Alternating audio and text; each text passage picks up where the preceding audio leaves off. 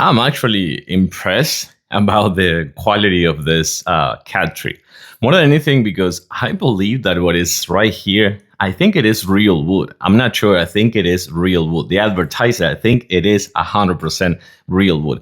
Pretty solid, very strong, and super easy to assemble. This brand sent it to me for this video. That's Mini, by the way. And I have to say that this one sits at 41 inch, so it's actually not super tall, but it's really big. I have to say, I have a big and heavy base. It has a really nice and soft kind of like fabric and fur right here. And of course, it has the top bed, which is going to be the best one for their naps. Let's take a closer look right here. By the way, yeah, if they want to play with it, it also comes with this gigantic kind of like wrecking ball. Okay, take a look. As I was saying before, big base, natural wood, and the 4 or 3 stage kind of like places for them to nap, for them to just like sit, for them to play and things like that. But this is maybe, I think, the best thing.